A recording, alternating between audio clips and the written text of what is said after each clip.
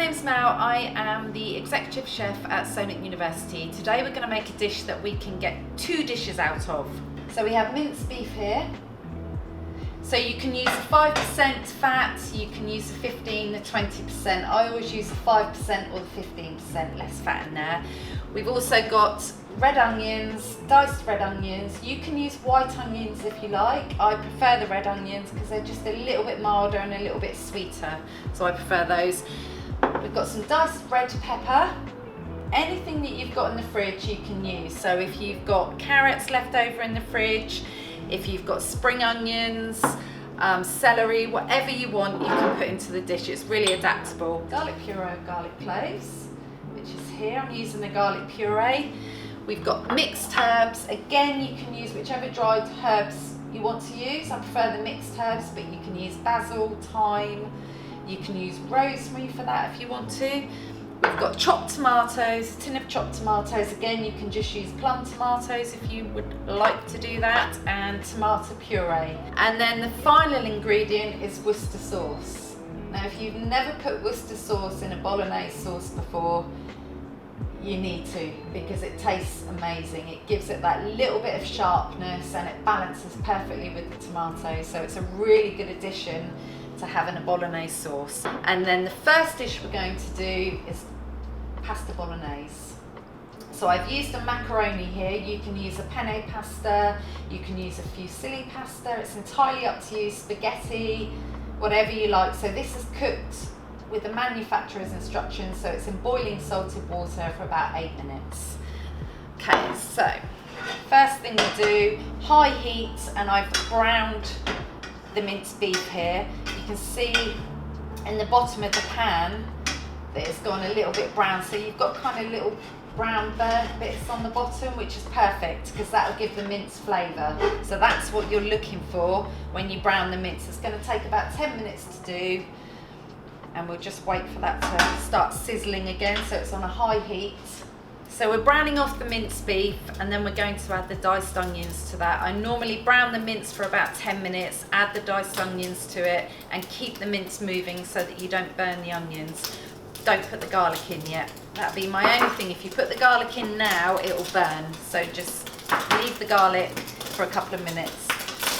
Okay, so you can hear that sizzling away now, which is lovely because it's really nice and brown. That's where the flavour's going to come from. And then we're going to add whatever ingredients you want to go with that. So we'll add the diced pepper to it, and we'll add the red onion. Again, as I say, you can use white onion if you like. And then we're going to cook that for about 5 minutes until the onion and the peppers have softened. You won't need any extra fat at all. So when you do the minced beef, when you fry the minced beef off, don't add fat to the pan, because the fat in the minced beef will be enough. Okay? So you can hear that sizzling away. That is what the sound that you want, because that's where the flavour's going to come from. So scrape the bottom of the pan, and you've got the flavour in there. So say 5 minutes for the onions to start softening. Really quick, easy dish. So you can make this in the morning if you want to. You can put it into a slow cooker once you've cooked it, and you can leave it on low all day, and then it'll be perfect for when you get home. Or you can cook it out for half an hour, and again it'll be absolutely fine. So at this stage we're going to add the mixed herbs to that. So just sprinkle on the mixed herbs. Give them a bit of a stir. And then we're going to add the garlic. At this stage, add the garlic, and we're going to add the tomatoes to that almost straight away, so that we're not burning the garlic in the pan. If you burn the garlic, it will taste bitter. Now you can add as much tomato puree to this as you want to. It depends how tomatoey you like it. I like the taste of the tomato puree. Again, you don't want to cook this out too much because it will go bitter. So just maybe 30 seconds in the pan, and mix that in. You can always add a little bit more later if you want to taste it and you haven't got quite enough in there. And then we'll add the chopped tomatoes. Now while you've got the can with the chopped tomatoes, top it up with water to about 3/4 of the can, and then add that to the minced beef. As it cooks out, it will thicken, so you're going to need a little bit of extra juice. If you add the water now, then you'll get the flavours from the minced beef in there. Okay. Now at this stage, we're going to add the Worcester sauce, and then we're going to turn the heat down so it's just simmering, so it's just a small bubble on there. So at this stage, add the Worcester sauce, a couple of tablespoons. So add your Worcester sauce, give it a stir, and again, taste it at the end. If you want to add a little bit more Worcester sauce to that, you can. And then just leave that to simmer for up to an hour. So we'll turn that down, and we'll just leave that to simmer away for about an hour. That'll thicken up and it'll get a really lovely, rich sauce. If you want to, you can add a little bit of red wine to it, if you feel it, if you've got leftover red wine. When you add the tomatoes, you can add a little bit of red wine at the same time and just cook it out a little bit so the alcohol cooks out. Really nice with red wine in it as well. And then we'll just leave that to simmer now for about an hour. So the bolognese has been cooking for about an hour, so it's really lovely and tender. The mince is really tender.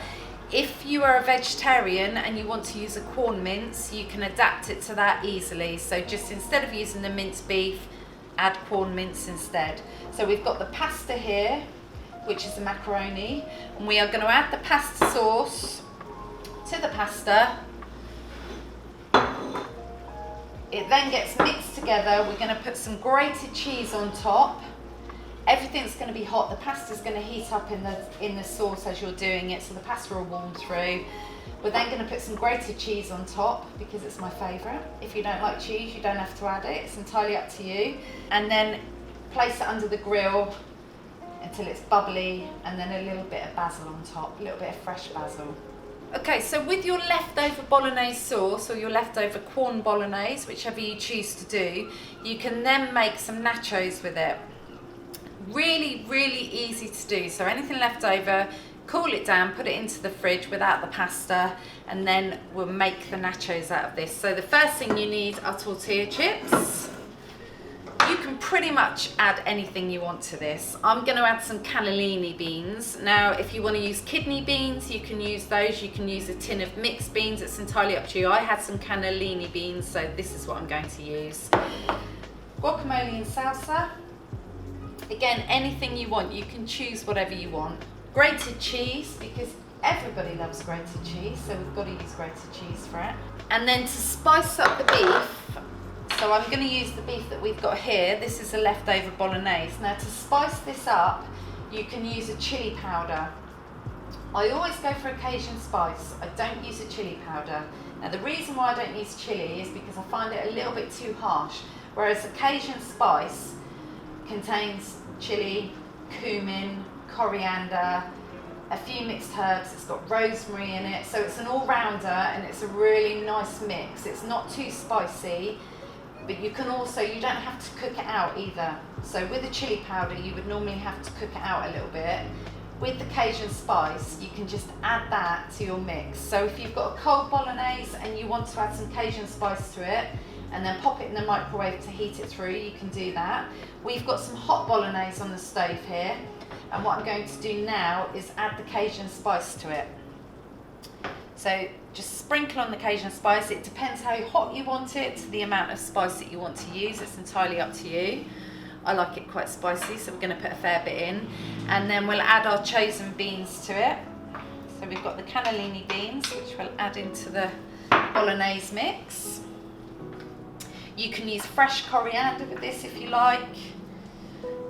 It's pretty much, you can use anything you want really.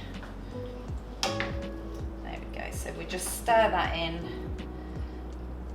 and then either heat it up onto the stove, or you can put it in the microwave and heat it. This is a really nice dish to use any leftovers with. You can also do it with the chicken if you've got any type of chicken mix. You can add your Cajun to it. You can add a few peppers to it, some tomatoes. Really, really good with nachos or tortillas. So this has got to cook out for about 5 minutes, and then what we'll do is put it together. So tortilla chips into the bowl. I'm going to put loads in there because I'm really hungry. And then we're going to add the chili on top. You want to taste this first to make sure it's spicy enough for you. Pour it over the nachos so it warms the nachos through, so you don't need to heat this up first. And then you can add any toppings you like. So we're going to add some grated cheese to this. We're then going to add some salsa, spicy, mild, whatever you like, and some guacamole. You can use soured cream on top. If you make a corn mince bolognese and you want to make it vegan, the tortillas are vegan, so you can use a vegan cheese, a salsa, a guacamole which is vegan, and then I think you can even get some soured cream now that is vegan, so you can get a cream alternative, which would be really nice.